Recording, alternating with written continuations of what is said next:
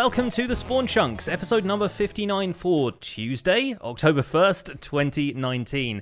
My name is Jonny, but the internet knows me as Pixelriffs, and joining me belatedly on this lovely Tuesday afternoon is my good friend Joel Duggan. Hello. Hello, sir, and welcome back from Spain. Thank you. Yes, plenty of discussion of Spain in the pre-show. If you folks have listened to that, if you have not listened to that, then you can get access to it by supporting the podcast on Patreon. You get access to the render distance, which is the extended version of the podcast. We've got a lot to talk about today, though, so we couldn't really fit all of that into the pre-show. We do, yeah. And we have help. I thought that because you have been on vacation and might appreciate a little bit of a helping hand here on the podcast, we are welcoming back fWhip to the show. You can find him at fWhip on Twitter or youtube.com/fWhip. Hello, sir. Welcome back. Hey, thank you guys so much for the invite. I don't know how much of a Minecraft expert I am over here on the non-building side of things, but I'm happy to dig into it a little bit. I like to say that this time, though, being on the show, I wasn't the one who had to have it rescheduled, so I'm not 2 for 2 on that. So I think that's good for me. Yes, Nice. I'll take full responsibility, and yeah, definitely appreciate you joining us today because I have been back in the country for less than 24 hours, and I've managed to just about get up to scratch on all of the stuff that's happened at Minecon. Still haven't watched any of the community panels and stuff like that. So while we're going to be covering a lot of that stuff in the main show, we're going to be focusing more on the announcements coming out of Minecon. And we're probably going to spend the next few episodes, I think, dissecting all of the other stuff that happened, because otherwise this show would be about 5 hours long, and we'd delay the stuff that you have to get on with for the rest of your day. Speaking of which, let's do our quick login first of all. Let's have a brief chat about what's new in our Minecraft lives. I'm going to defer to you guys on this one, because I have been away in Madrid, although I've been taking lots of pictures of good reference material for future builds. But we may as well go guest first. fWhip, what have you been up to in Minecraft lately? So I've been getting back into this giant city build that I've been doing inside of my single player world. It's a giant medieval city, and for some reason I decided last week that I wanted to tackle a huge section of it and added in like 13 or 14 new houses and structures and stuff. And you absolute madman. Yeah, I know. And then also on top of that, don't worry, I've been working on an entire custom terrain, building my own mountains and just this entire biome area. So in the last week, I think I've mined about 150,000 stone, placed back about 100,000 stone. Yesterday, I streamed and gathered up 14 shulker boxes of dirt and grass, and then placed down about 5 or 6 of those. And then on top of that, built like 13 or 14 buildings in the city. But it's been really fun diving back into like how I would structure a medieval city. It's not like the typical like grid patterns that you see everywhere inside of Minecraft. I'm trying to play with a lot of like the sight lines and the reasons of why things exist, and really being tightly packed and concentrated in like a really populous city. So it's been fun kind of exploring that side of things, because I was previously doing so much in the small villages and stuff there. So it's fun jumping back into like a huge, large scale project that I have no idea when it'll be done. Bring me back on the show in like 4 years and I'll probably be halfway done. I'm sure we'll have you back sooner than that, but yeah. What I like so much about that approach is that it kind of gives you the opportunity while you're playing Minecraft to sort of pretend like you're designing a level for another video game. You know, like I think about World of Warcraft or an MMO, or even like a game like Assassin's Creed, where you have to walk these densely packed streets, and part of that experience adds to the game. So to create a city in Minecraft that takes into account like what you see when you walk around this corner, what is revealed when you go up this or down this hill, I think adds a lot to the experience. And that's why some builds like yours end up going to that next level rather than just placing things in a grid or in like one after another or whatever. Oh yeah, I've had a bunch of people telling me I need to make like an adventure game inside of my world now, and so that's kind of got me thinking of what you're talking about. There's like that storytelling, the lore aspect of like making it interesting for players to walk around in the area. So I've been kind of thinking a little bit on that game design side of things. It's been fun. Yeah, for me, I've been playing a lot. I haven't been creating a lot. There's been a lot of we'll say grindy stuff happening, similar to fWhip. I've been putting a lot of slabs down in the Nether, helping to spawn proof my fortress farm, which is pretty much done from the outside.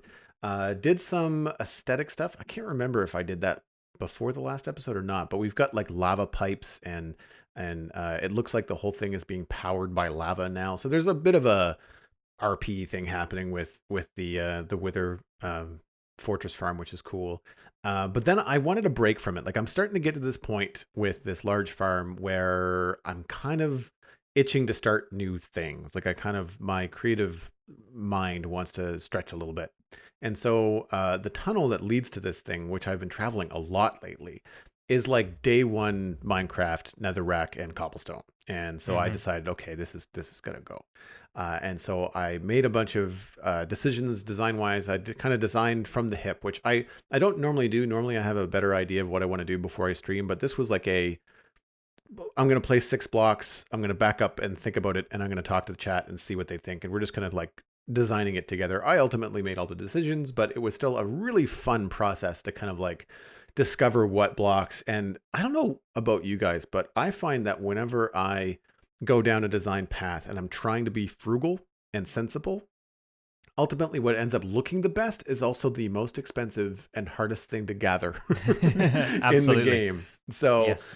Yeah, so I'm going to be using a bunch of different blocks, and I'm excited. I'm actually using the texture on top of the, I'll see if I can remember the name of it. Smithing table is something that I'm using as kind of like a border texture to make it look like metal and sleek, because the fortress farm is all very metal, gray glass, gray concrete, with blast furnaces and things. So I'm trying to echo that without copying that in the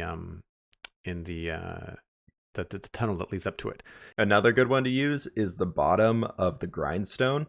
If you're looking for a darker stone slab, if you want a ceiling. Sorry to make you way more resource intensive, but it's pretty good. No, that's good. Because what I was thinking of, I was going to use the blast furnace along the same section, but it was too bright. It was too light. I like it. I love the top of the blast furnace, but it just doesn't work in this particular palette, and that's why I settled on the smithing table. The smithing table is very blue. It's got like a purple hinge to it, but when I put it underneath gray glass, it mutes it enough that it's usable. But I was, just like you said, I was looking for a darker stone or metal looking texture. So the bottom of a grindstone, I will have to remember that. The top of this tunnel is going to look deadly with a bunch of blades spinning around. That could be kind of fun. But yeah, so that's essentially what I've been up to. And for those of you that tuned in over the weekend, I did cover Minecon Live. We kind of did a co-watch party. Aside from some unfortunate tech issues at the beginning, I couldn't get the audio to work from the video capture from Minecon Live. So I was right down to the wire. I missed the pre-show, and I think I was 10 minutes into the initial Minecon before I actually was able to get the stream up and running. So thanks to everybody that was there for their patience. But I want to tip my hat to not only my Twitch community, but also the Spawn Chunks community that came out. We had a really solid number of people. I think it was the most I've had in the stream for a while consistently. And everybody was just so welcoming and cordial and unafraid to discuss the things that were happening in Minecon, but not in a way that was dismissing other people's opinions. It was just a really good conversation. It was a fun time. Anybody that was new that came was saying like, wow, that was really cool. You know, people were saying, I noticed a lot of new people that were really having a good time. So I want to tip my hat to both the Spawn Chunks and my personal Twitch community for just being so cool about some things that can be so subjective and divisive when they come out for announcements like this, especially when we know so little about them. And so that's really how I spent my weekend. It was a live stream with Minecon Live, and then it was a very casual kind of like grindy, let's talk about what we just learned sort of stream, and it was a lot of fun. The thing I plan to do now that I'm back, and if I have a little bit more free time over the next few days, is to watch the entire Minecon Live broadcast from start to finish, because I've now watched it in these divided up smaller kind of highlight videos, and I've watched the full segment on the sort of announcements for what's happening with the next major update. But I want to go back and watch the entire thing from start to finish, and then I want to go to your Twitch and watch the VOD and have the chat scroll by, because I'm genuinely curious to see what people's reactions were and what your reaction was. And I feel like we've had basically no time to talk about that before we started recording this show, so I'm excited to get into it. It's quite funny, by the way, that you, like, Whip, you mentioned like working on some mountains, and Joel, you mentioned working in the Nether, and I feel like that's the way the rest of the conversation is going to go from here. I'm not mad about it. Yeah. Hashtag Team Swamp. I hope Mojang is taking notes from your mountain building, though, let's be real. Yeah, for sure. If we get those, that's fine. Yeah, you're like saves you a little bit of work, although that's part of where the joy is sometimes. But yeah, without further ado, I think we should launch into a breakdown of all of the stuff that happened at Minecon Live. We're going to be skipping over, obviously, these segments which were kind of stage business and fun variety stuff for the younger viewers, and focus a little bit more on what's getting updated with the core Minecraft game, news about Minecraft Earth, Minecraft Dungeons, and a couple of other exciting announcements that came out that were a little bit out of left field. Like, we weren't expecting some of this to really come through. Some of this stuff had been kept very much under wraps. So, Joel, how about you kick us off? Let's do a bit of a breakdown here. Sure. I'll preempt everything by saying that we are going to get into the mountain biome update and the Nether update in our main discussion today. So that's going to be something we tackle later. But I'm going to go through the bullet points of what we learned. And honestly, a lot of this stuff is going to be things that we have to expand in other episodes.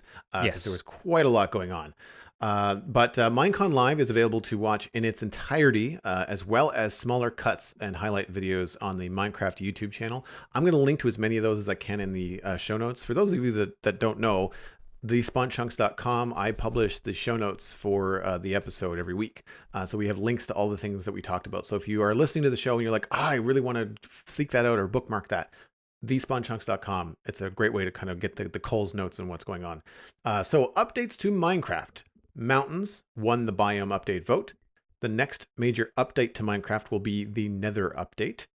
New biomes in the Nether, some of which include the Soul Sand Valley and 2 kinds of Nether wart forest. A new aggressive mob in the Piglin and the Piglin Beast, which Mojang wants the community to help name. And a new redstone power source, the Target Block. In Minecraft Earth, early access is coming this month. That's October 2019. With a full release by the end of 2019. So what they mean by early access is select countries. We don't know which countries those are yet. They didn't elaborate. Events with up to 40 random nearby participants. It was unclear whether they have to be on your friends list or whether you can kind of opt in to be part of these events. But events in the world will spawn and despawn, and you have a limited amount of time to join the event, battle skeletons, get rewards, things like that. It seems like they're adding another exciting way to get more resources in Minecraft Earth.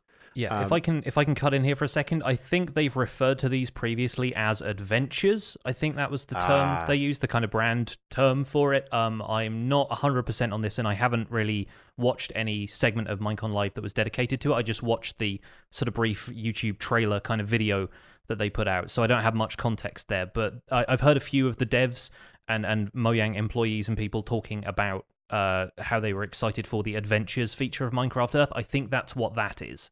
I believe so as well. Going through the news here, but just to jet in super fast. I don't think either of you have got access to Minecon Earth beta. Did either of you? Oh, you have it, don't you? Because you're in Seattle. Actually, yeah, being in Seattle, I was given access to it a while ago. And these changes for adding those events to get extra resources and things is so needed. I was planning to upload a video for it, so I went around and gathered up a bunch of stuff. I just took like my GoPro with me, walked around for like 2 hours gathering up things, and I was like, I can't even build a house with this. Like I just had such a mix mash of everything that I couldn't build something that I wanted to do. It was more of like here's my cool collection. Can't do anything with it though. And so it may be that more stuff might get added to certain areas once the early access build goes live, because then like they'll have obviously the need for people to be going out and exploring, and of course with early access you also have a big opportunity to give feedback, so I expect they'll be listening to a lot of that once October, whatever the date is for the early access release, comes around, and they will start receiving feedback and taking that into account when making future updates, hopefully, because they want it to be a good experience for everybody by the end of this year.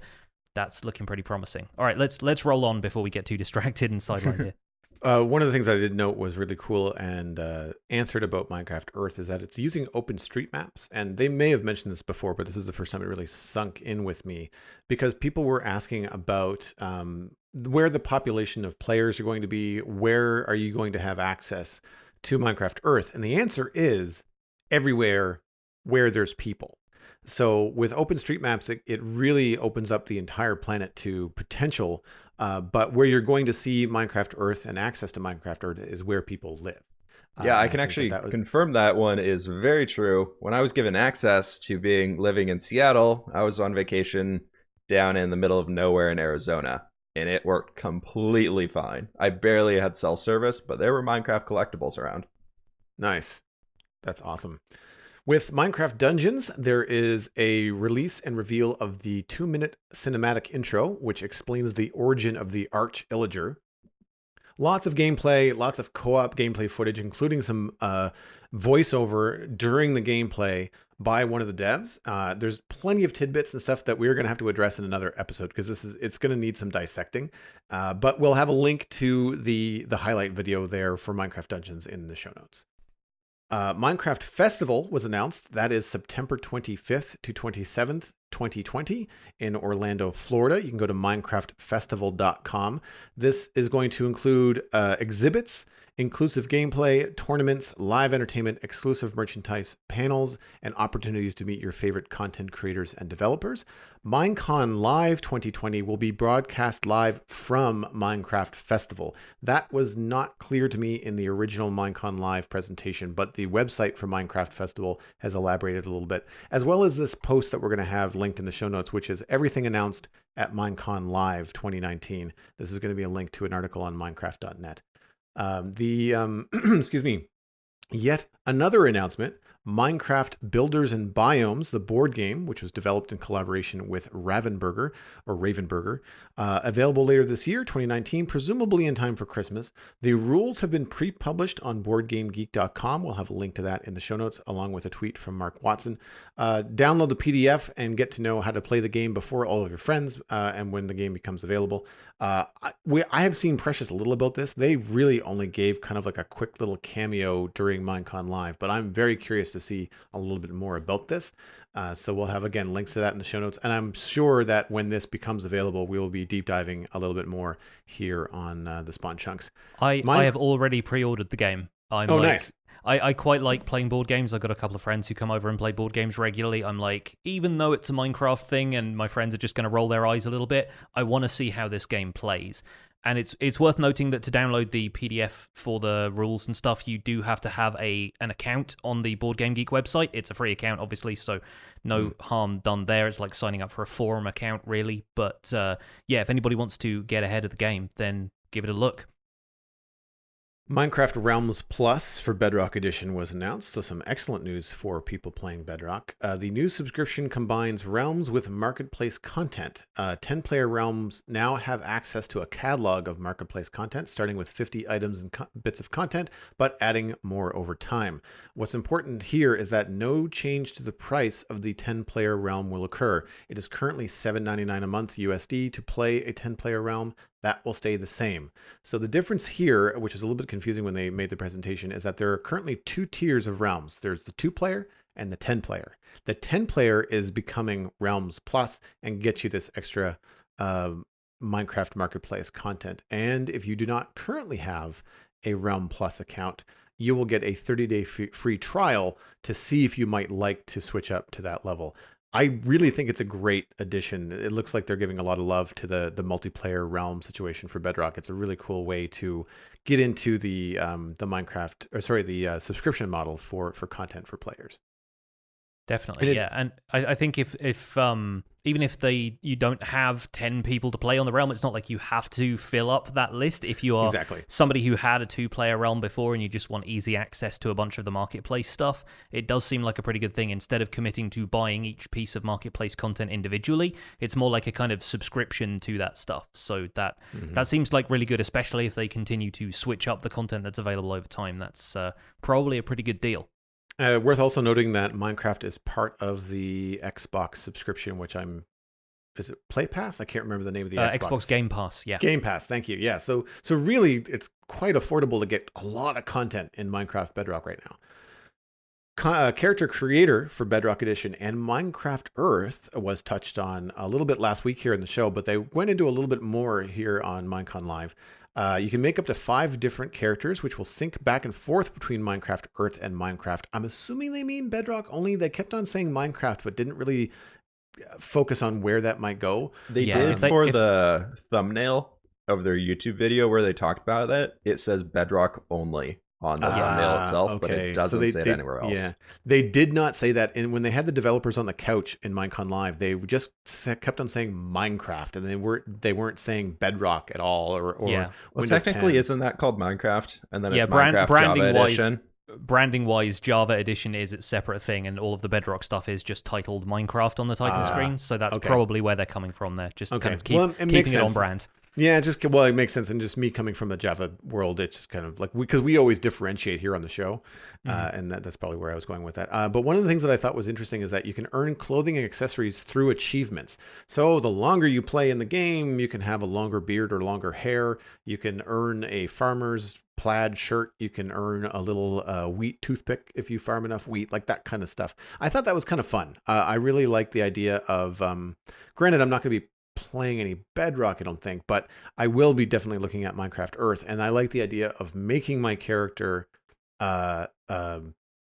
look like me or look like the way that I want, but then also not having to buy those sort of things from the store if I don't want to. If I can have options to just play more and earn more and have cool stuff that way, which I think is really cool. Well, one thing they noted is that you can actually still create your own skin, I believe, and upload it the same way you can for Java.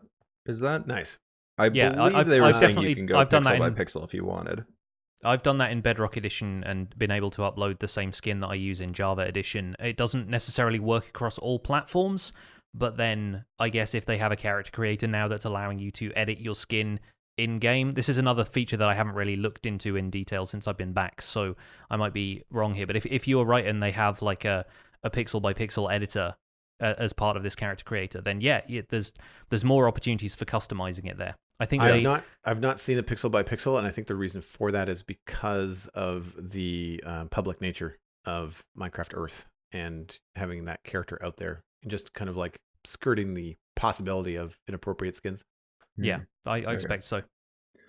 One thing to note, just because I didn't see you guys had it on here, if you go into the marketplace right now, you can claim a free cape. Yes. It's early access. You can get it for free right now. So yeah, it's the kind of character creator founders cape or something like that. Yep. And you have to effectively sign up to the beta version so you can test out the character creator. But yeah, then that gives you a gold cape with a creeper face, which is kind of similar to one of the early Minecon capes that I think was a creeper face with a kind of fiery red background. So it looks kind of similar, which is really neat as like a throwback, especially with the announcement of Minecraft Festival being in here as well. That's pretty cool. So out of curiosity, do I have to have a Minecraft copy to go do this? Because as a Java only player on a Mac, can I just go to a website and claim the cape? That cape would only be on Bedrock, from what I understand. Yeah, so I'd have to wait until I actually have a copy of. We're still living with Optifine capes if you don't have a legit one on Java. Right. All the more reason for you to get that gaming PC rig together, Joel. Yeah, exactly. And then just moments before Minecon Live, they threw up a Minecraft snapshot. 19W39A. We're not going to cover any of the things that were talked about in the snapshot on the show today. It was all bug fixes, mostly adding new bugs, fixing old bugs, saying they fixed bugs, but didn't really. But I do want to point to a video that Eximovoid did. We'll have a link to this in the show notes as well.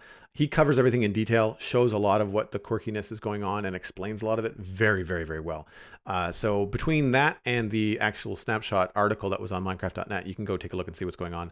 I just wanted to make sure that we mentioned that there was a snapshot immediately before Minecon on Friday, which also leads me to believe that there probably won't be one today. Normally Wednesdays are the snapshot days. And I was checking just before we started recording the podcast, and I did not see one.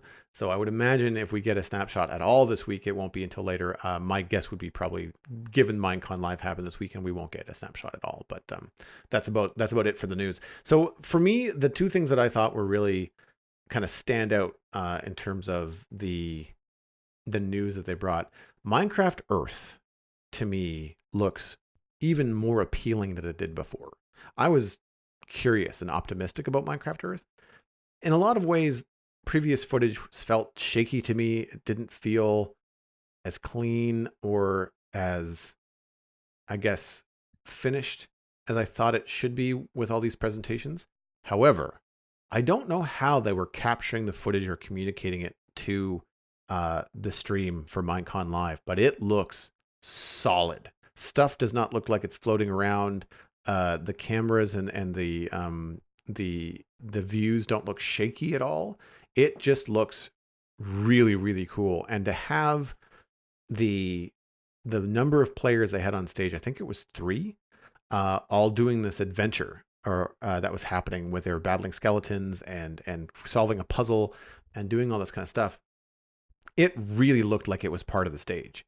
And I have to say, at least a tip to my hat to the presentation, but also I'm really excited and a little bummed that I have such a small phone to play Minecraft Earth. Did you guys get a chance to see the Minecraft Earth stuff at all from Minecon Live?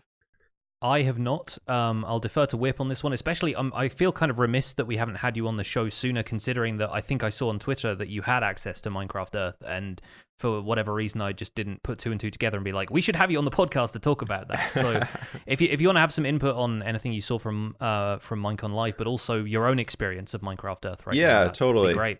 So Minecon Live was really cool, seeing what they're adding to Minecraft Earth. I think it's all good changes. I think what we mentioned earlier on, it's easier to get resources. There's going to be some new collectible rewards, as they showed how to getting the bloom shroom, whatever, the yellow mushroom thing. I don't remember the actual name for it.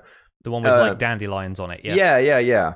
And so that one was really cool. That it was cool seeing all those things. Joel, one thing I would preface though is the footage. If I open it up after we got an update to Minecon Live, or Minecraft Earth, sorry, on my phone after Minecon Live, introducing a few of these new features and things. I have an Android though, so I don't have that fancy stuff that iPhone has, and it's still very shaky. I don't think it's something they can fix, because Android doesn't have that same AR, augmented reality technology that iPhone has been able to produce. I have a fairly new Android. I have the Pixel 3, so it's not even a year old at this point, or it might be a little over a year old now. But it's still pretty dang shaky. And so I'm a little worried about that side of things. Like, that's what I mentioned earlier. Like, I spent all this time gathering things, and I was able to build. I was able to mess around with the building side of things for myself. And I couldn't get a video to be as stable as I wanted it to actually want to show people on YouTube, just because it was very shaky. It was even hard for me to like look at the screen. And I don't really get motion sickness too easily, but how much the build was shaking when I was trying to focus on that little area, trying to click my thumb onto a small screen to place a block in there, and I kept misplacing them. It was a little frustrating on that. But then I have it both on Android and iOS now.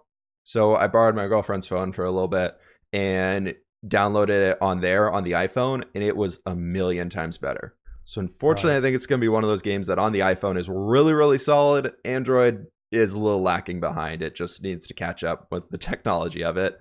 But I think the game's cool. Walking around it is fun. It's a heck of a lot more fun than Pokemon Go, because you can actually build things. You're not just walking around and hitting a collectible, then hope your Pokemon wins the fight. So yeah, I think it's pretty cool. I'm hopeful for it. I don't know how much I'm going to be playing with it moving forwards. I've already put probably 5-6 hours into messing around with it and showing different family friends the game.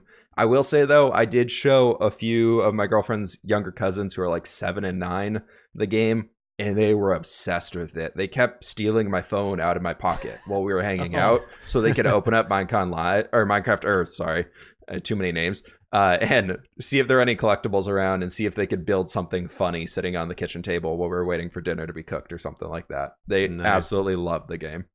Yeah, I expect that's the core demographic really right there, is like kids around that age who are just getting their first sort of hands-on mobile devices, or they've had like tablets or whatever that their parents have given to them, and yeah, they're going to have a field day with this stuff.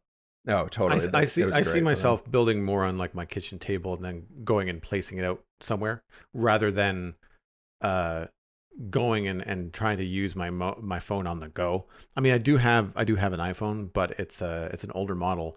It's also very small, so I don't see it being very useful while I'm walking around. But if I could do it on an iPad, like a larger tablet here at home, and then translate that and like have it saved somewhere and then place it somewhere, that could be kind of cool. I will say one thing that I haven't really seen people mention too much in videos, which is really nice, is if you play it on your kitchen table, like you place it on there, you don't have to keep walking around your kitchen table. You can actually, like, if you hold like 2 fingers at once on the screen, you can rotate your build. Oh, nice. So you don't have to be like constantly getting up and like and stuff. Yeah, so you can actually like turn it if you get the right way of like grabbing it. Basically, you can rotate it, so you don't have to be like doing 360s around your table the entire time building and get dizzy. Interesting. That's cool. Speaking of too many names, there's no news other than what we just announced here in the podcast, which is just a regurgitation of what they put on the post. But Minecraft Festival coming to Orlando next year. All around, it sounds like a step forward, or I guess backwards, but it's a good thing because they used to have these kind of conventions and then they stopped for these live streams, and then they've now looked like they're going back the other way. I really don't understand, and this is a nitpicky thing, why they didn't just call it Minecon.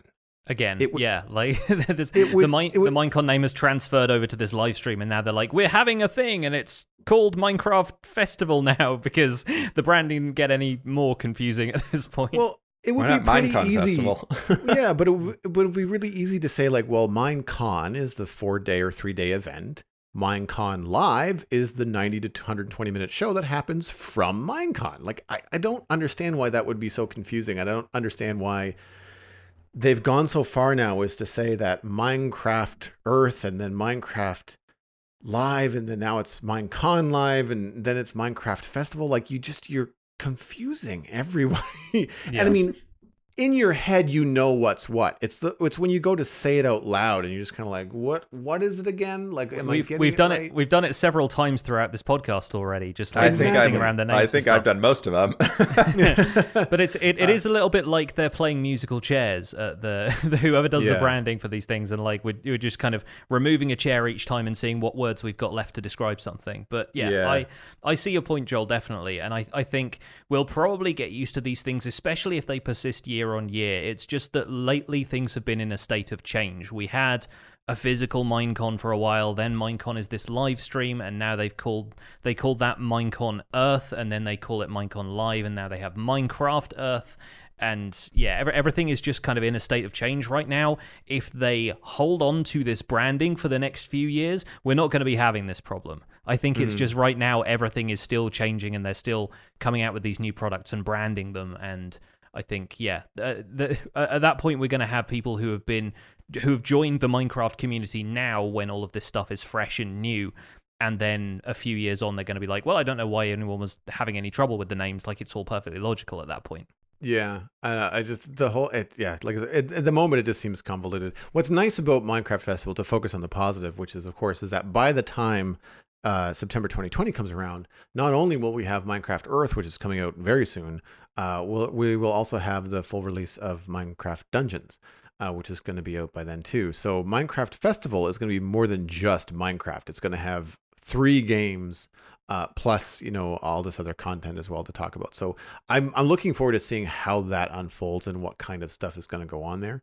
I'm not at all saying that it's a bad thing. I found even when they were announcing it on the live stream, it was convoluted and like you could see everybody kind of like struggling to keep up with what was going on.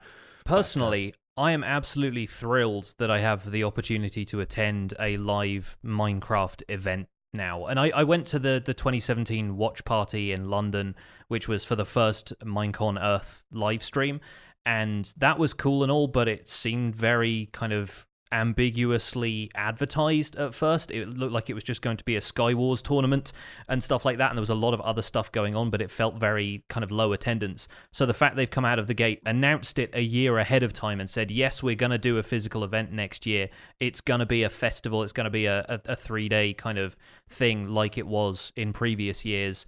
I'm attending. I'm going absolutely 100% if I can.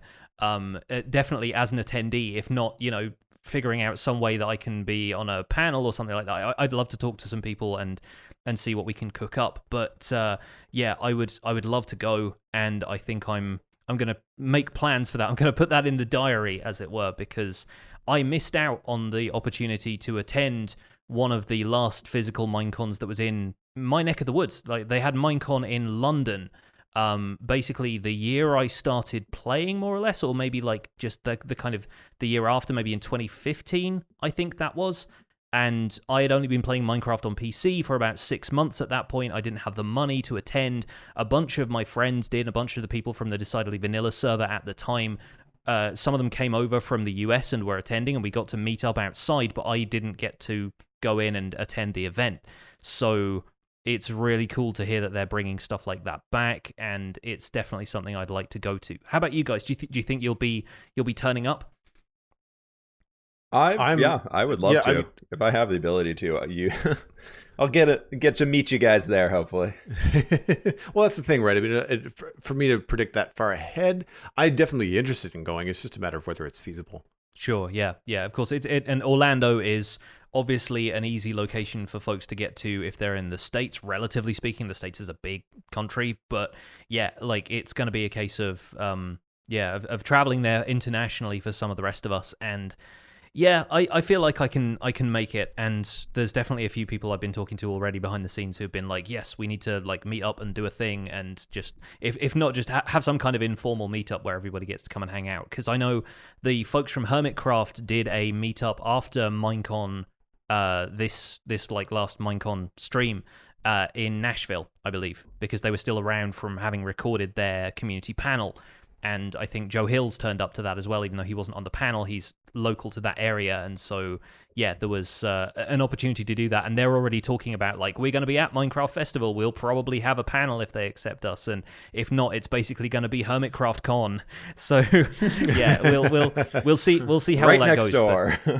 Yes, Yeah. I'm excited to turn up and meet some of those folks and apologize for making fun of them relentlessly for the past 2 years on the Hermitcraft recap.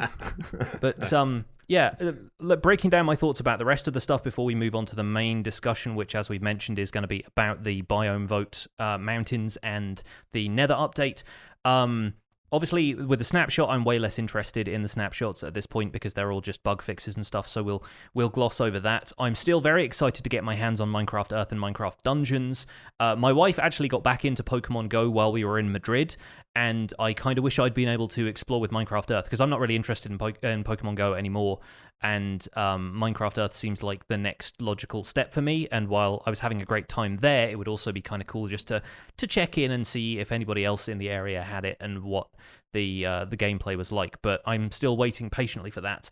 The Minecraft Dungeons opening cinematic was the only part of the Minecon presentation that I saw that was focused on Minecraft Dungeons.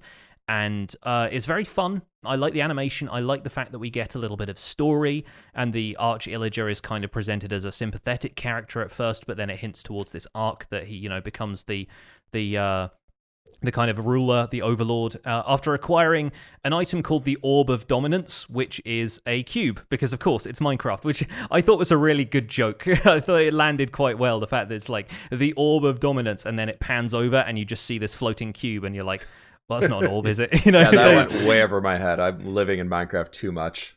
Yeah. You're like, of course it's an orb. What else would it be? Yeah, and I saw a few people in the comments on the YouTube thing was like, geometry teachers internally screaming around the world when the Orb of Dominance gets mentioned. We all thought on the live stream on Saturday, we all had a good laugh over that. Quickly to point out, the developer panel is worth checking out because one of the developers from Minecraft Dungeons was there.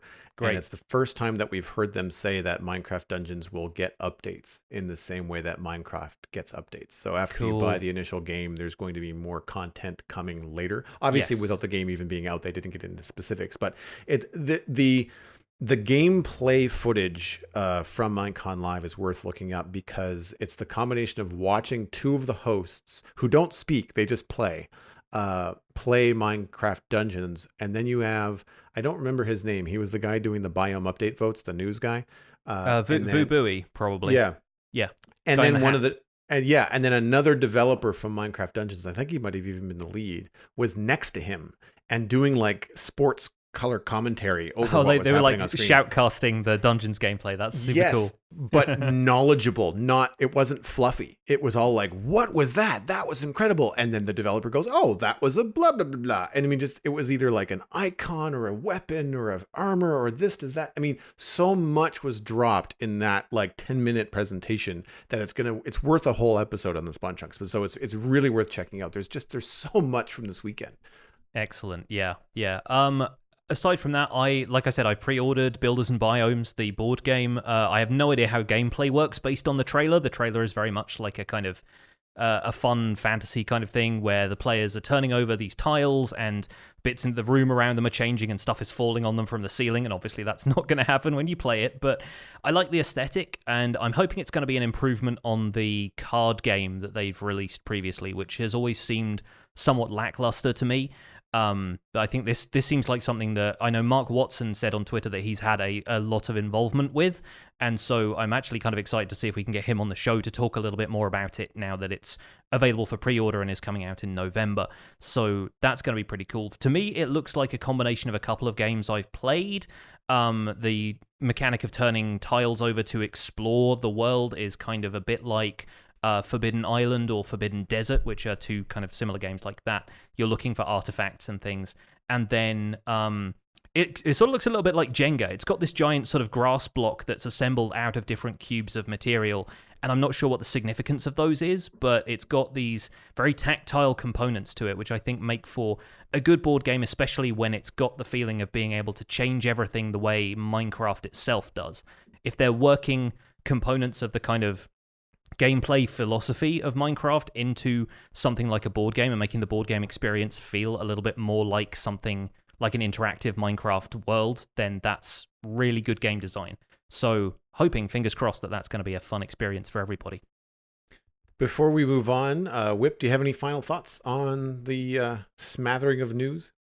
Yeah, I gotta say, just overall, Minecon Live this year was way more approachable for me than it was the last year. Like, last year felt like a kid's show with 15 minutes of information that I cared about. This year, it was a really cool balance that they did of, here's an update, here's a game show to keep the younger people interested, here's more news about an update coming down the road, and kind of switching back and forth between those. I thought that was really well done this year. The only gripe I really had with it is when they did the Japanese game show, is they didn't have any subtitles. But then I know for like the English people being watching, her people who couldn't speak Japanese could be able to keep up with it. But then I know a lot of the Minecon Live was actually broadcast again in a second language for all those other countries. Like, I know there was a Japanese broadcast for Minecon Live. So it felt a little one-sided there, but it was cool to watch nonetheless. I think biggest thing for me out of this, outside of the stuff we'll talk about soon, was Minecraft Dungeons. I've been a huge dungeon crawler fan. Like Diablo 3, I put way too many hours in. So many games like that. Like, I grew up on my PlayStation 1 playing the original Diablo, which, yeah, it was actually on PlayStation 2. And it was just so fun seeing all that stuff. I can't wait to get in there with like a group of other creators or somebody else, just some friends, and just get like a party of 4 and just fly through that game and see everything it has to offer. The spell effects that they showed in that panel you're talking about, Joel, were super cool. They're very, very crisp, and I like how it's not just an animation going off. It's actually everything around you is kind of exploding. Like, you can see the environment moving. The bushes are moving. Everything is going around like that. And one thing to note on the bushes in Minecraft Dungeons, if you watch the trailer closely, they have the bushy leaves things. If anybody's familiar with the content I create on YouTube, I use this extra texture that makes leaves appear bushier. Basically, they go outside of that block, that shape that they have, just because it makes them look like more full and more aesthetically pleasing to my side. And it was cool seeing that they took that same route for Minecraft Dungeons. So they're not sticking everything has to be a strict hard cube or within a single block itself, which I thought was a cool tidbit to notice in there. Yeah, when we were watching the live footage, a lot of the conversation in the Twitch chat was like, "Wow, this is really cool." But then, like, I know that Mythical Sausage was hanging out live with us, and he was just like, "I want, X, Y, Z, A, B, C, D, E in Minecraft." Like, he would see something on screens, like, "I want that. I want that in the real game." A wish list of, like, foliage that's out there that doesn't exist in Minecraft right now, and the ability to hang shields on walls and that kind of stuff. Yeah, glowy mushrooms and wheels, wagon wheels. Like, there's all these things that it was like a shopping list of like, want that. But yeah, it's good. It's gonna be a fun kind of like fantasy fulfillment to walk around in Minecraft Dungeons and be like, this is what I wanted to do for the last 8 years. Well, given the amount of news this week, we are going to move directly into the main discussion. Normally, this is where we would talk about some chunk mail, but I think it would be better if we ask you guys to drop us a line at thespunchunks@gmail.com with your thoughts on Minecon Live, on the new updates coming to Minecraft, on the new updates coming to all of these different properties. Let us know what you think, and hopefully we can dive into a few more messages next week. So with everything that was announced at Minecon Live, we thought it would be best to grab one of our favorite builders with fWhip and talk about the Nether update and the mountain biome update. I almost call it the Bountain update, which is kind of fun Freudian slip. These are the two biggest kind of things that happened over the weekend. And I want to point out something very briefly. I talked about this in our Spawn Chunks Discord, and I'm going to be very careful with at least my effort and my language over the next few weeks to refer to the Nether update as the Nether update. I've noticed a lot of content creators and a lot of people referring to it as 1.16. I don't see a lot of developers referring to the Nether update as 1.16. And I think that comes from previous, we'll say, motions to try and move away from referring to updates as an update number. I know that they're trying to bring over some feature parity and some version parity between Minecraft and Minecraft Java Edition. Excuse me. But there's a lot of people that are talking about 1.16 being the Nether update. And if something happens where 1.16 doesn't happen the way that people think, or if the Nether update becomes 1.17, like, I think it's just important to focus on the content rather than the version number. We do know that 1.15 is being referred to as the bug update with the bees and stuff like that, and they've already been very clear on that on the blog posts and any kind of, like, public communication. But I know that for me, it was a noticeable thing when they talked about this in the Minecon Live, because I feel like what happens is sometimes, because of the lack of communication or the lack of clarity, the community just assigns expectations to things, and it becomes so popular that that people think it's going to be gospel. So something that I was disappointed in, thankfully it kind of ramped up a little bit as they revealed more, but I noticed a real lackluster response from the live crowd when they announced that the Nether update was going to be the next big change to Minecraft. Like, it wasn't a boo, but it was a, oh. And then as they started showing images, people got more excited. Or there was somebody off camera going, clap, like, please clap. The applause sign lights up over the audience a couple times. Oh my gosh, maybe, yeah. it was noticeable. And I don't think that it was that people were disappointed.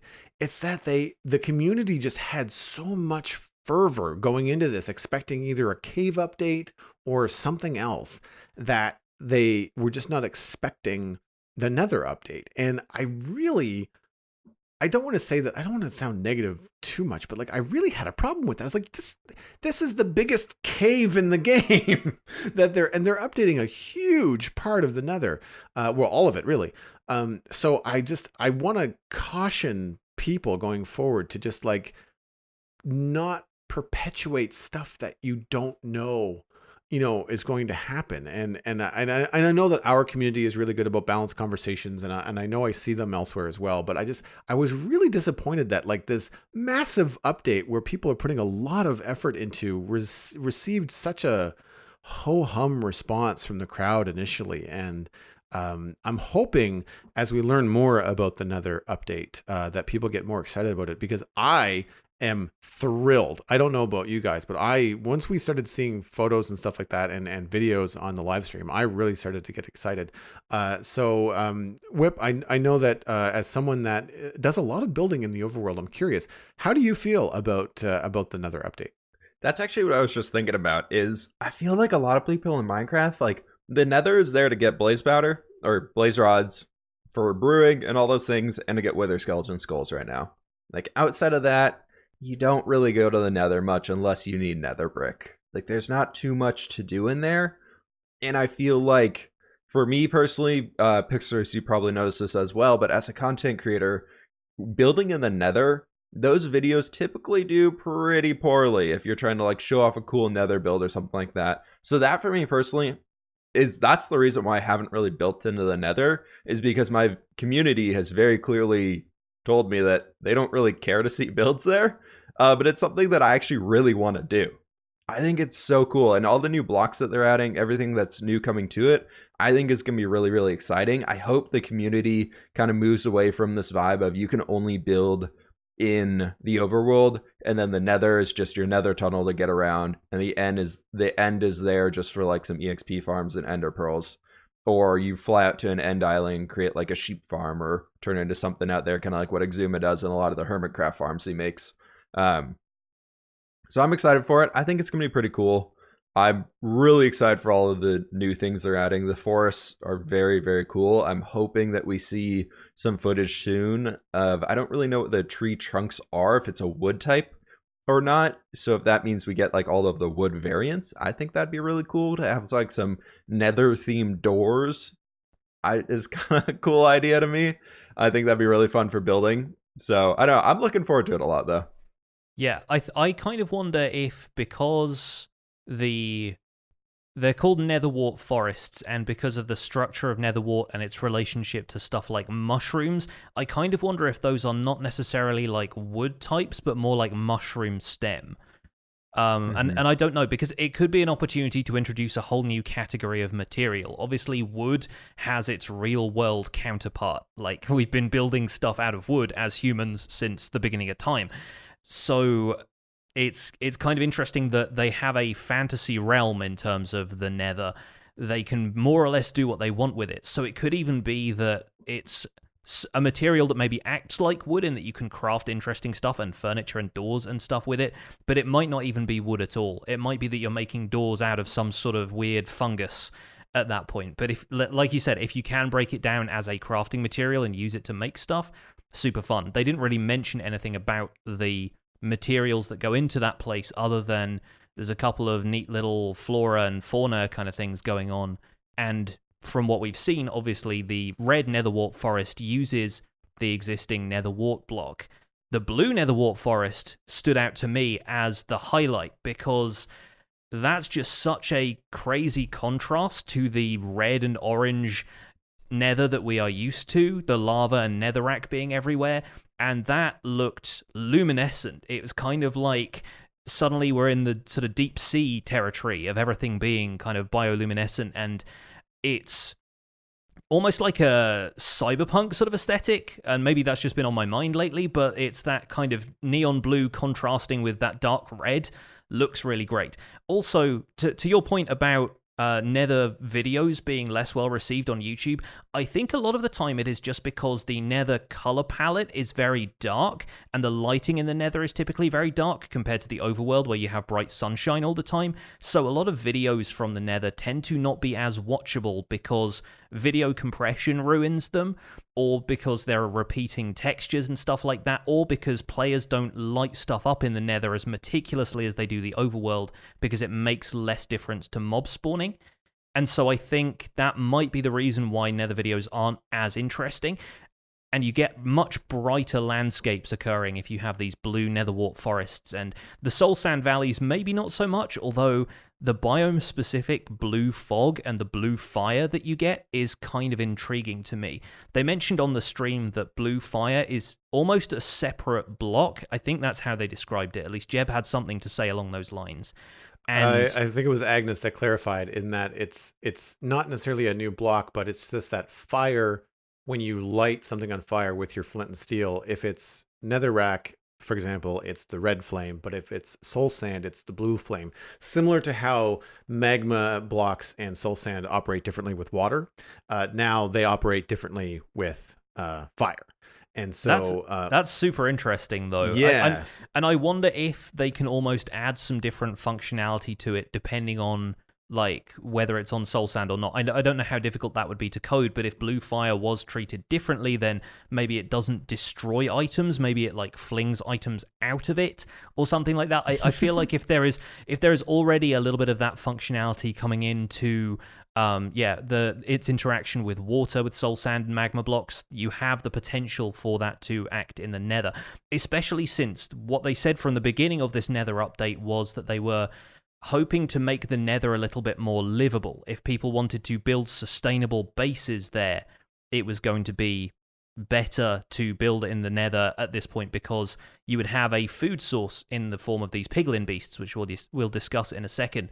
But maybe adding in some more interesting mechanics to how stuff happens in the Nether can get around the fact that you can't use water streams to move items around, and the kind of stuff that you typically see players taking advantage of in the overworld when they want to build a more technical base there. If they can add more unique mechanics like that to the Nether that don't just involve destroying your items in lava, I can see a few more people being attracted to the idea of building a base in the Nether.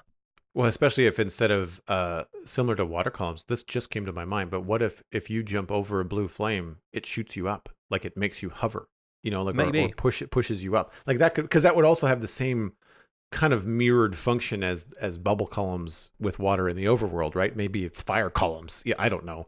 Especially if you combine that in tandem with Elytra flight, and then you have a means of drafting on thermals and that kind of stuff would be kind of interesting.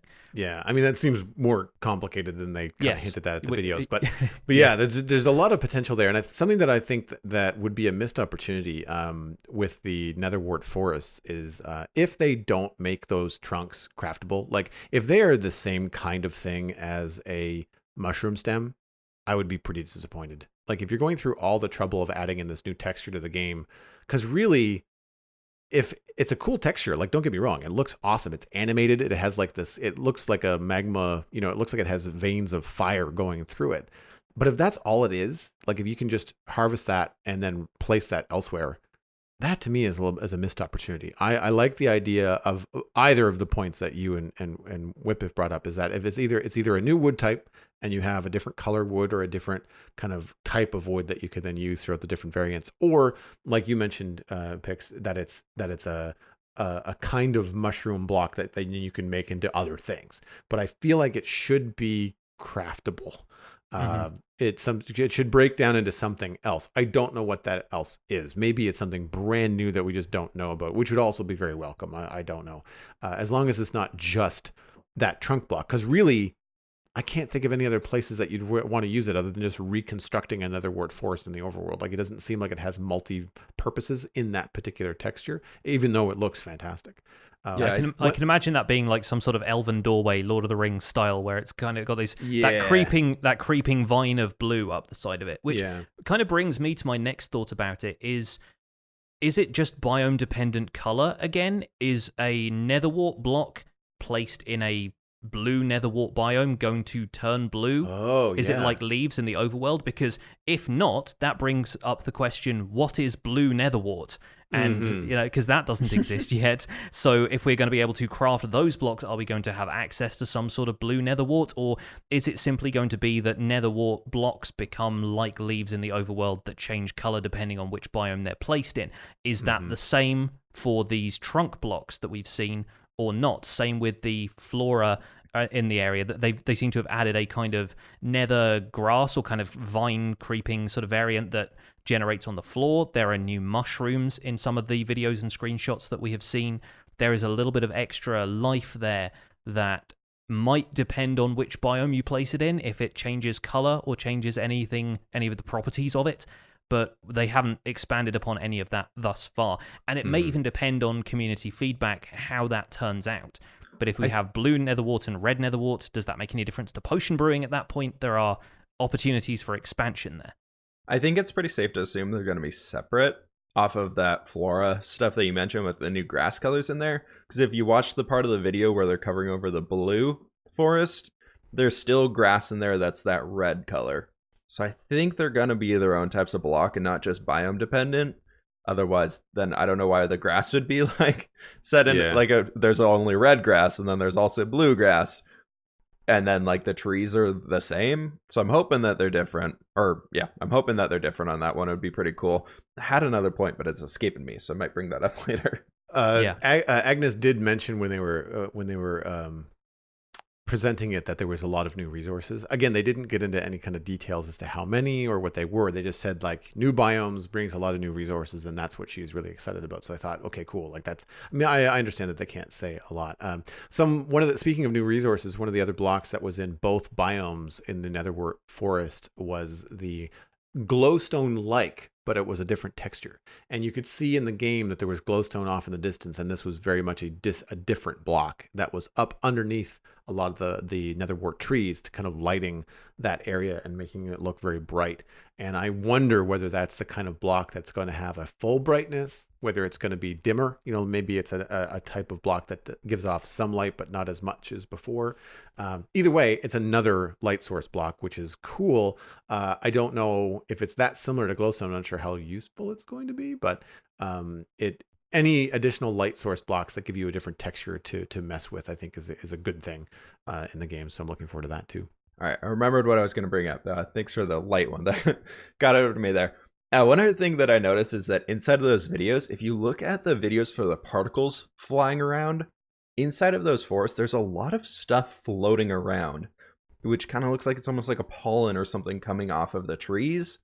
So I'm curious to see if that's like stagnant and stuck within the biome itself that you're within, or if it like travels with the trees or that light source block that you're mentioning, or just kind of like those things going on with it. It'll be cool to see when they give us more information about how those particles come alive. Because if you can, say, plant the blue netherwort tree, and then everywhere around it, like underneath it or whatever might be, has like this dripping like or this floating blue pollen coming down, that could give a lot of really cool building abilities for some crazy high fantasy builds in like an elven forest or something. You'd have blue trees in your canopy using those blocks, and you could make some really, really cool, interesting things and create like really mystical environment with it.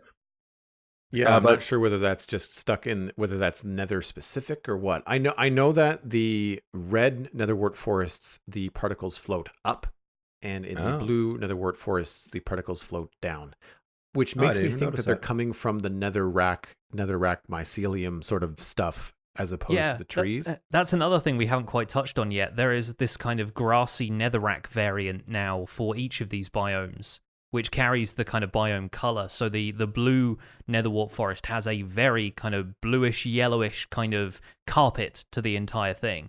And there was, again, no information about exactly what that is. If it spreads like grass and mycelium does, it definitely gives you the vibe of mycelium. If it generates particles, then mycelium already does that. If it's kind of fungal in nature, with it proliferating mushrooms and netherwort and that kind of stuff, then yeah, it kind of shares some characteristics with that already.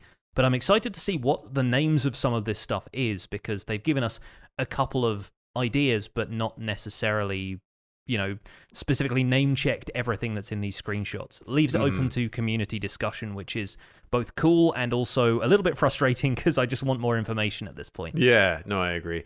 I think they look fantastic. Like, regardless of the functionality and like the deep dive, like just to have these things scattered throughout the nether, to pass by them, it's just going to make walking around in the nether and exploring the nether that much more fun and that much more interesting, or creepy in the case of the Soul Sand Valley, which to me looks really, really cool. They've also added at least two different types of soul sand. There's the stalactites and stalagmites blocks that are there, but there's also another texture to the soul sand. There's the typical, like, looks like four little faces, little souls trapped in a block that we know now. But then there's a more of a wavy texture. Almost looks more like mud. Almost, yeah, like quicksand or mud or something. So there was a couple different textures in the videos. Really worth watching the videos and going back and pausing them. It was hard live to kind of like just like take everything in. But I think it's going to look really cool. And I know that the bright blue and the turquoise to me of the netherwort forest does feel high contrast, but I'm wondering if those netherwort forests that are blue might be more common next to the Soul Sand Valley. Like, they might look a little bit more in place. The sample videos that they were showing when they were talking about these things, they were just kind of like these biomes kind of plunked in the middle of some random nether. Whereas depending on how they're placed and how they appear in the world, they might make a little bit more sense. I also wonder how common they're going to be as well. Can we expect the Nether to look like a huge patchwork of these biomes in future, especially if they add more? Because they did sort of hint at this is not everything that you're going to see in the update. And yeah, quite aside from that, like in previous updates, say the update Aquatic as an example, we didn't know that we were getting the Drowned when they announced it. They didn't reveal the drowned as a feature until much later in development. So there is potential for them to add a bunch of other biomes to the Nether, especially since they seem to occur in these sort of pockets or bubbles with the 3D biome generation, meaning that it doesn't have to be the entire chunk of terrain straight up and straight down.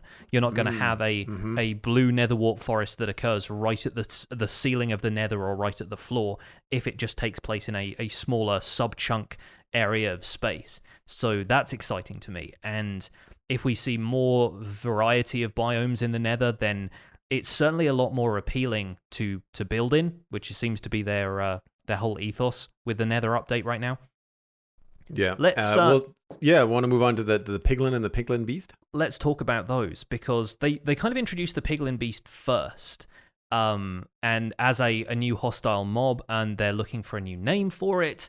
It looks really cool right now, and it's kind of interesting that after the Ravager from the Village and Pillage update has been quite a success in terms of people finding it intimidating, and it's just a larger-than-life kind of mob. Even though its size makes it move a little bit awkwardly in blocky terrain, it's still pretty sort of hulking and massive. And I think the Piglin Beasts are also kind of similar. They're not as big, but they're definitely very feral feeling, and the vibe of them is really great, although they do have these little flappy ears that seem to kind of flap up and down while they were attacking the POV player in the video, which was kind of adorable. And I wonder, aside from as a source of food, I wonder if there is anything else to them. It seems like for now they just seem to drop pork chops or beef, but that may just be a placeholder item until they've got a little further into development and they come up with something a bit more unique. The idea behind them is that you have a food source in the Nether now, which I feel like they've said that a food source has never really been available in the Nether. Not strictly true. If you've got some wood with you and you can craft bowls, then you can make mushroom stew for days. Or you can, I guess, get rotten flesh, but nobody really considers rotten flesh food. So I feel like it's not the first time we've had a food source in the Nether, and if you consider that they're currently dropping raw meat, you still need to cook that somehow. So the implication is you've been to the overworld at least enough to gather a furnace, so you would have been to the overworld enough to gather some wood and get some bowls for the mushroom stew. So yeah, I feel like people ignore the mushroom element of the Nether, but it is possible to survive there right now. The Piglin Beast just makes that a little bit easier as long as you have the capacity to hunt them down. Yeah, or create a Piglin Beast farm, like if they have spawning rules and things that can be deciphered, and then maybe you cut down part of your netherwart forest and create a Piglin Beast farm, and that if they eat things or if you can somehow breed them, then I feel like that could be a boon in that case. And it will be easy enough to create an automated farm for them, because the Piglins, the new sort of semi-hostile mob, will actually hunt Piglin beasts. So if you imagine trapping a bunch of these Piglins around an area where you know the beasts are going to spawn, that's an automatic food farm for you in the Nether. So again, this is what I'm talking about. Bringing automation and stuff into the Nether that is unique to that dimension makes it so much more of an attractive proposition to folks who don't just want to build a survival sort of base there, if they've got more technical inclinations. Whip, what was your first impression of the Piglin when they showed it off? Piglins I thought were really cool. I like the aspects that they have around, they're unique. And single-handedly, by adding the Piglin into Minecraft, they gave gold armor a purpose in the game, which I think is very cool. Well done, Mojang. You've done good. I know. Like before, gold armor was something you might wear to show off to your friends, like, hey, I got all this gold armor. But it was terrible. There's no reason for it. And now it's probably her best form of defense in the Nether. If you put full fire resistance on your gold armor, you're probably about as safe as you can be in the Nether, maybe excluding gas.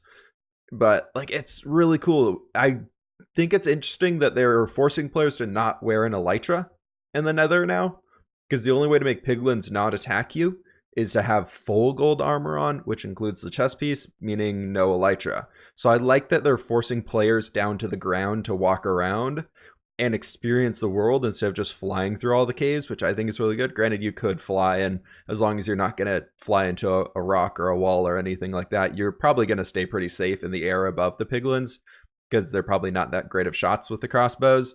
But I think they're cool. I'm excited to see the extra items that they teased with them. They said there's going to be a few things that you can use through the barter system, where basically you chuck a bunch of gold ingots on the ground. If the piglin thinks that's enough gold, they'll throw something back at you. And they said that'd be a unique reward, which I thought was a pretty cool way of doing it. I think it's going to be a cool new trade system, and maybe it'll encourage people to have some nether villages now. It might be kind of fun to like envision what a piglin village would be. For some reason in my brain, I'm jumping back to like the orcish style from World of Warcraft. Like I think that like from like the Warlords of Draenor when they're out there with like the more primitive orcs and things like that. I think that'd be a really cool style to, for me personally, try and mess around building with. So it'll be cool because you can use a lot of the new blocks that they added into the nether, not new ones, but like the fossils that spawn in the soul sand valleys. I just envision like the piglins living in these giant like bone structures that are just held up by bone, and maybe somehow having like a canvas of sorts over the top of it. I don't know. I think it'd be really cool to like take that to another level and see building up what a village might look like. Piglin beast hide, right? You know, like leather. Yeah, there you go. Beast. Yeah. I'm hoping those are tameable or rideable. That's my goal. I just something to combat against the Ravagers. Can you imagine like a Ravager charging at you while you're on the back of a piglin beast charging back at it with like a trident in your hand? Like, I think like that's pretty cool.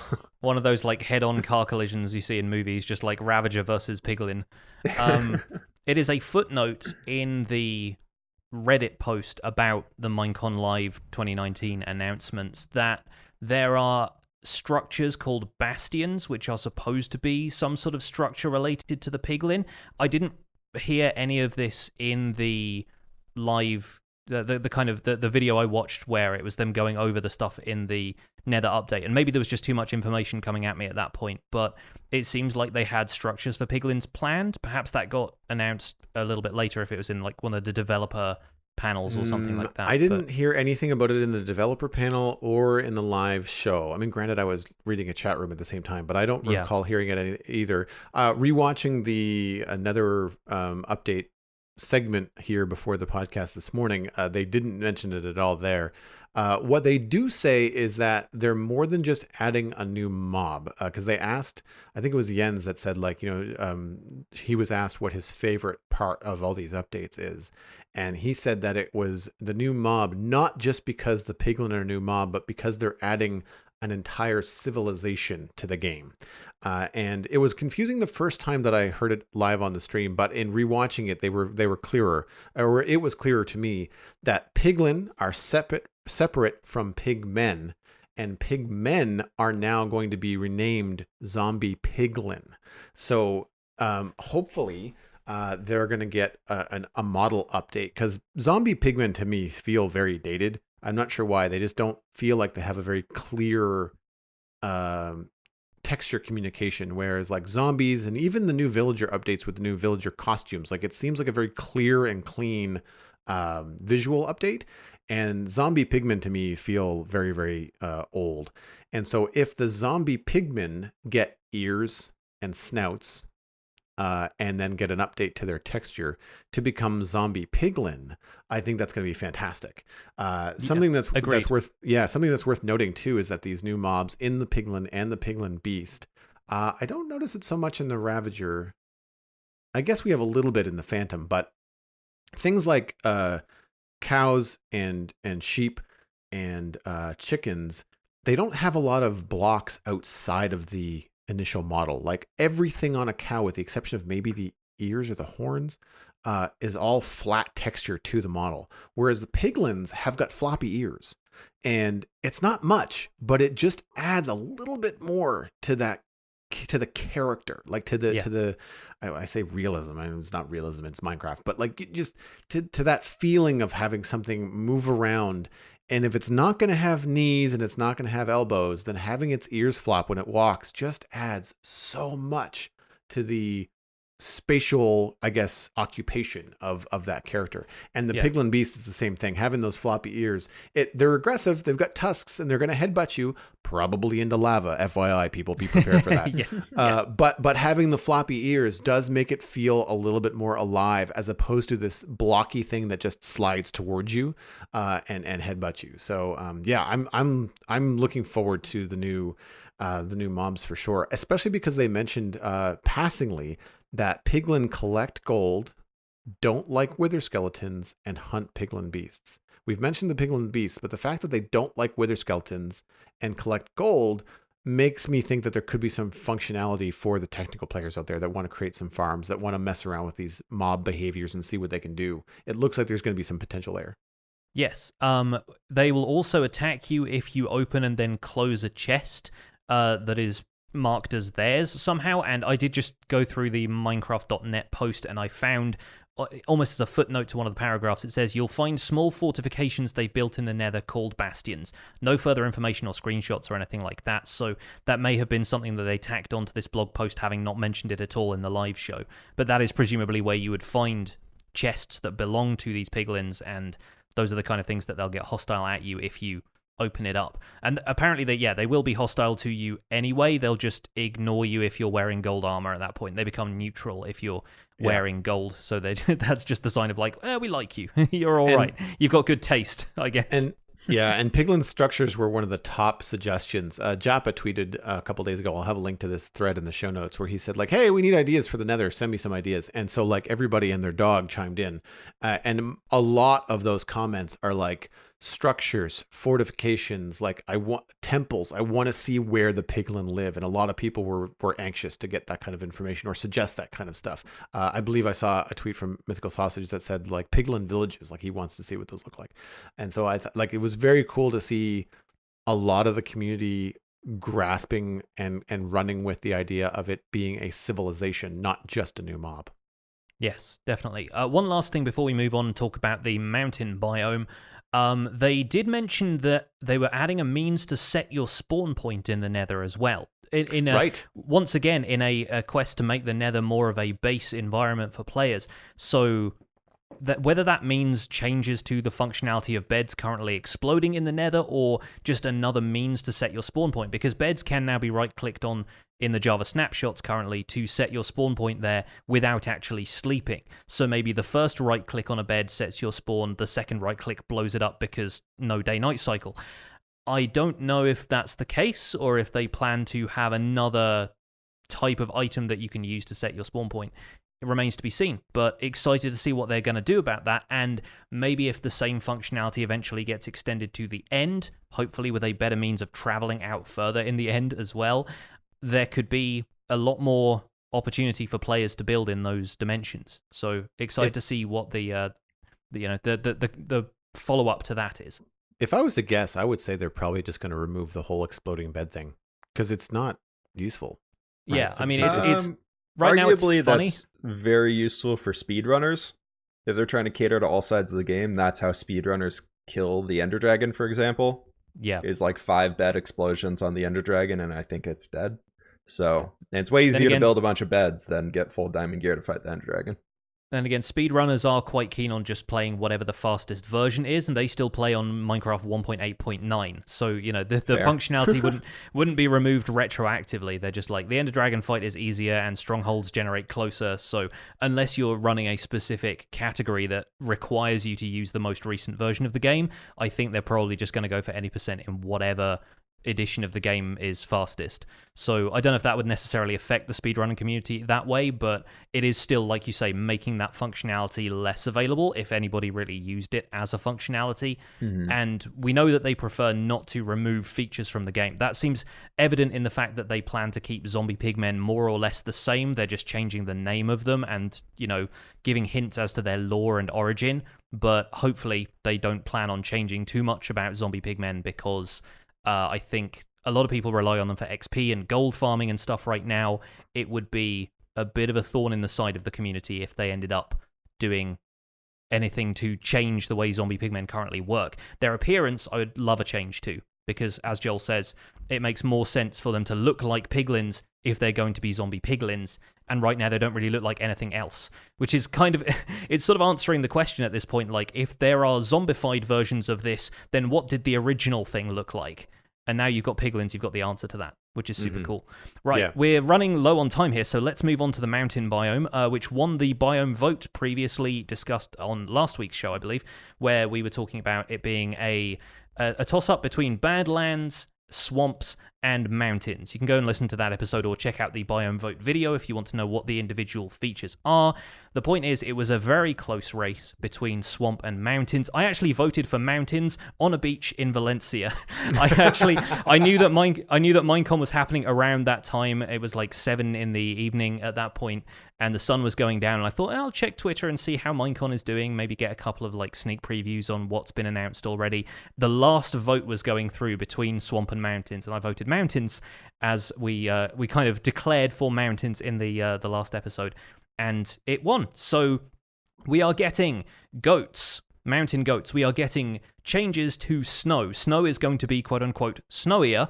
And it might be possible to get stuck in snow drifts or something like that. Terrain generation is getting massive changes to the extent where there are going to be jagged cliffs and snowy mountain tops and stuff like that. It is important to note that mountains are not necessarily going to be updated with the Nether update. In fact, it seems to have been declared by various Mojang team members that the mountain update is happening after the Nether update, which either means they are taking their time with the terrain generation, which I would kind of expect them to at this point. I feel like terrain generation is probably one of those things that is going to cause delay to it, because you got to make sure that there are no knock-on effects for other biomes if you're adjusting the way randomly generated terrain works. But it's going to happen after the Nether update anyway, is the overall impression that we get. So we're going to have to wait a little while to get goats, but what do you guys think? I know, Whip, you said you voted swamp first, so how do you feel about the mountain update now that we're not going to be getting swamp features for a little while? Well, if the goats have the flappy ears we've been talking about, I think I could be more okay with it. You're all in at that point. But yeah. I was, honestly, I've been team whatever biome gets another tree type. Swamp to me, frogs, boat chests really weren't that interesting. All I cared about was the mangrove trees. I know they looked like oak trees, and a lot of people were saying, oh, it's just a different configuration of oak trees, but I was really hoping that when they phased like mountains, as we're doing a whole terrain regeneration work, that they're not just going to do, oh, you guys voted swamp? Cool, thanks for saving us 50 hours of work. We're just going to add some roots to oak trees and call it good. Yeah. So I was really holding out for another tree type there. So I got to be honest, I'm a little disappointed that mountains won, but I think it'll be cool. I hope the mountains actually get some more height to them, like you're saying, like the jagged peaks and everything like that. Like, I'm hoping they go above, because I think mountains right now typically stop at, like, depending on the mountain biome you're in, nothing really goes above 200 unless you're in like the Shattered Mesa Plateau biome, I think it's actually like 130. Oh, really? Yeah. Okay. So Savannah M's will go up to, or Shattered Savannah Plateaus will go up to, like, not quite world height, but probably about 50 blocks below, like you said, about 200. But that is incredibly rare and also not part of mountain generation. It's a Savannah variant. So I'm hoping mountain's going to hit that height level. But granted, me being the person I am, decided to build my own mountain range. So it's like, I'm excited for it. Currently, my mountains go up to about 200. So I think it'd be cool to kind of just like have that update. Currently on the backside of my mountain range is actually a normal Minecraft generated mountain area. So I think I'm actually going to move towards leaving that and then just resetting those chunks and seeing what the new generation causes. Like, I think that could be really fun to see the differences there and see all the new things that are coming up with it. Snowy or snow, since I'm building mountains with placing snow blocks and snow layers everywhere. If it means I'm slowed down in them, like how Soul Sand slows you down, we were walking over it, I'd be honest, I'd be pretty upset with that. I'm hoping it's a new type of block, like a new color of snow, maybe like a bluer snow color or something like that, like a colder snow. I think kind of in the way cool they have variants on ice now. Maybe there could be variants on snow as well. Totally. I'm also holding out for a secret new stone type that would appear at the top of mountains. I don't Yeah, think it's going to happen, but I got my fingers crossed. in the mountain video, the kind of cartoon video they posted, they did have a few different snow textures in that kind of 2D, animated scene that they'd set up, and so I think that also got people interested in stuff like that. Is there going to be sort of a more volcanic looking thing, as though this is a dormant volcano that's now just been covered in snow because of the elevation and that kind of stuff? Joel, when you were seeing the biome update happening live, since you were watching the entire stream, did it seem like when Badlands lost the first round of voting, did it seem like Badlands kind of swung it for Mountains in the end, or was Mountains kind of an early leader on the swamp biome? No, that's exactly what happened. It was something along the lines of like 15, 40, and 45 for Badlands, Swamp, and Mountains. Right. And then when they removed Badlands, it felt like pretty much all of the people from Badlands went into Mountains, and Mountains pulled out ahead by like 10% or something like that. I don't remember the exact final. Yeah, but it was really, like 56-44 or something. Yeah, so the people that were voting Badlands swung not to Swamp, but swung over heavily to Mountains. It felt like people wanted more height. They wanted more going on in terms of mountainous, rocky stuff than they did with Swamp. They didn't really get into any other details. Like when they talked to Jens and Agnes about the mountain update, they basically just regurgitated what we already knew from the video. It was the same with the Tiger update last time. It was just like, we're excited to get working on that. Like, we've got these things planned and no real elaboration on what the features are. But that seemed to be the case. It was all very much like a summary of what they have planned with the Nether update as well. So we don't get much detail there. No, I will say, because you brought up Taiga, that for me, I did not vote for that. That was actually my last choice last year. But I will say campfires and berry blocks are some of the things I use the most now. So I was happily surprised. I'm ready for the same with Mountains. Yeah, I think they'll come up with some stuff that will surprise us. I think fWhip, you will be unfortunately disappointed that there will be some deep snow that will slow you down. I think, though, that might be something that will either generate naturally or you will have to place down. So I feel like if you have a regular snow block, it's not going to act the same way as, like, I don't know what to call it, a deep snow block. There might be a different way to craft it or a different way to collect it or something like that. So you may not have to deal with it if you don't want to. But I think the idea from the communication in the little cartoon video is that that you will probably have to wade through some deep snow when you're exploring these mountains. I'm hoping it's similar to how blue ice spawns in the glaciers, where it's in the center of it, or at like the top of the highest peaks or something. Highest peaks sort of things, yeah. I'm really curious because in the cartoon thing, and I know that this is a complete guess.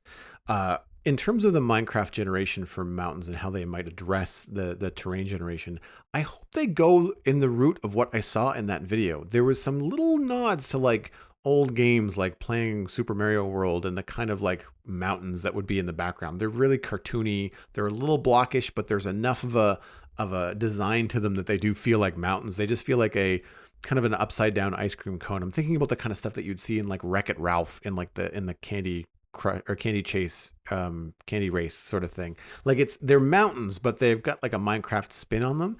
And so I think that would leave people like you, fWhip, that are building their own very realistic looking mountain ranges, still room to improve, but if a naturally generated Minecraft mountain range will get you most of the way there, certainly look better than it is now, and then entice the player to then improve upon it or build on top of it, I think would be really cool.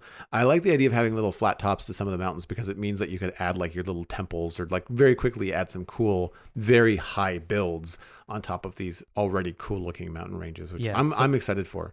So you don't have to work too much with the terrain. You can just like pop it down, whatever's there. I wonder if there's opportunity for Frostwalker to be used to avoid sinking into snowy snow, the same way that you can avoid getting burned by magma blocks by using that. I feel like Frostwalker is sort of neglected as an enchantment because everyone prefers Depth Strider for moving through water.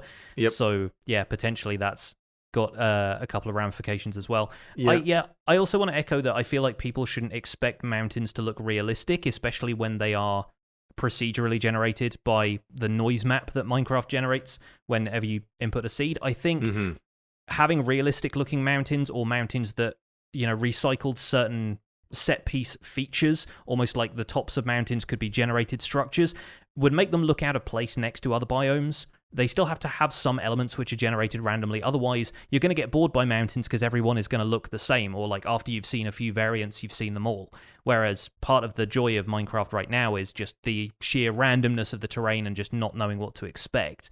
So I've seen a couple of people on Reddit already posting like beautifully terraformed mountains that they've done in World Painter and going, excited for the mountain update, I hope it looks like this, and kind of going, it's probably not, especially with biome sizes factoring into things as well. Yeah, Yeah, and I think managing those expectations is important. It'd probably be too. really weird in the end. You wouldn't have those long snaking mountains. Like you wouldn't get like the Rocky Mountain range just going across your Minecraft world. It'd just be like, oh, here's a chunk of it. Yeah. I kind of wonder, and this is pure speculation on my part, because mountains is now up first and that biome generation is part of that, I kind of wonder whether that might trickle down into places like deserts or the other biomes like the Badlands that are going to get an update eventually down the line. And that if they take the time now to work on the mountains, I wonder if that will make it easier in the future to then update the other biomes with new terrain generation. Not necessarily as dramatic a change as what they are proposing with mountains, but for example, if deserts can appear smoother, and have some more rolling sand dunes as opposed to what we have now, that would be a welcome update. And if the update to mountains makes that easier down the line, again, speaking out of turn in terms of I don't know how the development works and all that kind of stuff, it would be kind of a cool trickle down if the mountain update and the terrain generation tweaks are successful. If they learn how to apply it to other biomes down the line, I think that could be really cool. Definitely. Yeah, I think it would be cool to see a bit of a revamp in some of the other stuff, especially now they've got a list of other biomes which are still to be updated with the features that they have mentioned in previous biome votes, because all 4 of the biomes which have now lost the biome votes are still definitely getting an update with the features that they've described. We just don't know when that's going to happen. I feel like that's the main sticking point that people are taking out of this Minecon. Everyone's quite excited about the features and stuff. People are just curious about when's the other stuff that you have promised in the past going to come along, and how much longer is everything going to just be dragged out by voting on future biomes in future Minecons. So yeah, coming soon has lost a lot of its meaning, I think, when you're talking about saying we still have 1.15 to come out for bees and bugs, and then the Nether update, whenever that's going to be. And they said mountains is coming after that. And Yes. Usually Mojang, if they get 1 to 2 updates, if they get 2 updates out a year, like that's a big development year for them. So they're going 2 major updates and then mountains and then Minecon Live. Like, are we going to get mountains rolling into the next Minecon convention? Like, or are they even going to be done before it? Is kind of where I'm stuck at it. And then are they going to have like another biome vote? It's like, well, where's the one you said we'd get last year? We're looking at like 16 months, I think, since they announced.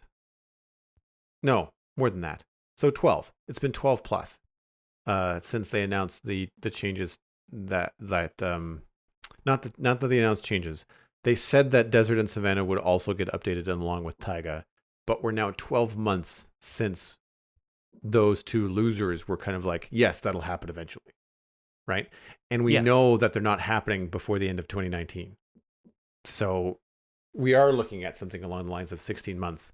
So well, they also, really I believe one of the devs tweeted out saying that it wasn't going to happen until after Mountains.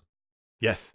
Yeah. So even longer to wait. But obviously, I think the community has made their opinions clear on that score, is that they're happy with the biomes that we've voted for, and we haven't forgotten about the other stuff, and I'm sure Mojang hasn't either. That's not to be like particularly ominous about it, but I think that stuff is going to come along in time, and patience is key when it comes to this game. I feel like we're going to see this stuff eventually, and in the meantime we should hopefully have some cool stuff to play with when it starts coming into snapshots and becoming available for the future. Well, this has been a great discussion, and I want the discussion to continue, but sadly that is kind of all we've got time for this episode of The Spawn Chunks. Whip, thanks again so much for joining us. Where can people go if they want to see more of you and what you do? Yeah, it was great being on here. Thank you all for the invite. It was really cool talking about the news and everything. You can find most of what I'm doing over on my YouTube channel, youtube.com/fWhip. I've been recently doing a lot of streaming, though, over on Twitch. So that's twitch.tv/fwhiptv, which has been super fun, doing a lot of the grind work of working on a mountain range. That's been the big stream project over there. And then a a big new thing coming up for me is this Saturday on my channel. There's going to be a new series starting, a big SMP going on there. Can't get into too much details on it yet. Not too much has been publicized on that thing yet, but super excited to get started with some new things on there. Awesome stuff. Thank you so much once again for joining us, and thank you folks at home for listening to another episode of The Spawn Chunks. You can find more information about the show and links to all of the stuff that we've talked about today at thespawnchunks.com, and for once that show notes section is very much going to be worth checking out if you want to get links to all of the stuff related to the Minecon announcements. The music for The Spawn Chunks is composed by me, and The Spawn Chunks is proud to be a listener-supported podcast. If you get some value out of the show, why not consider putting some value back in? You can visit patreon.com/thespawnchunks to join the community, where pledging at any level will get you an invite to our patrons-only Discord chat and get us closer to our next milestone goals. We currently have 114 community members, but there are always spaces for more, and we want to give special thanks to our content engineer patrons Cameron Segelski, JD Williamson, Llamas, and Yitz for supporting this episode. Spreading the word about the podcast is easy and free. Just tell your friends. You can use the Spawn Chunks on Twitter and Instagram to share us around on social media, but of course, a personal recommendation goes a long way. Just poke a friend in the arm and say, hey, this was an epic episode of the Spawn Chunks. If you want to know what happened at Minecon Live, then tune in and listen to it. You will not regret it. You can email the show with your thoughts about Minecon Live at thespawnchunks@gmail.com. Subscribe on iTunes, Android, Stitcher, and Spotify, and we are also on YouTube. You can also find the RSS feed on thespawnchunks.com and the patron-only RSS feed on the Patreon page, which is the only place that you can listen to the render distance, the extended version of the podcast. Have we not been on the extended version of the podcast already? This one has felt, like you said, a little bit epic. Anyway, my name is Jonny. Online, I go by Pixel Riffs. You can find most of what I do at youtube.com/pixelriffs, where the Minecraft Survival Guide series will be starting up again this week as of tomorrow. I also stream 3 days a week on Twitch. Expect to see me on Thursday doing some more behind-the-scenes work for Survival Guide. I'm the voice of the unofficial Hermitcraft recap, which you can find through a quick YouTube search. And aside from all that, I'm at Pixel Riffs on both Twitter and Instagram. Check out my Instagram if you want to see some good pictures of Madrid and Valencia, where I was on holiday last week. Joel, where can people find you online? Everything that I'm doing online is at joelduggan.com. That includes my illustration and design portfolio. I've been designing a lot of stuff for people on Twitch the last little while, so you can check that out there. You can email me on the website. It's the best way to get in touch if you'd like to hire me. You can find me on social media across all platforms at Joel Duggan. You can listen to the Citadel Cafe, my other podcast about sci-fi and geeky entertainment, at thecitadelcafe.com. And I am on Twitch. Much like our lovely guest Whip, I've been streaming quite a bit lately. So check that out at twitch.tv/JoelDuggan. Spending a lot of time in the Nether. It's going to look different soon. Thanks for visiting the Spawn Chunks. The world outside is infinite, and the Nether is getting better.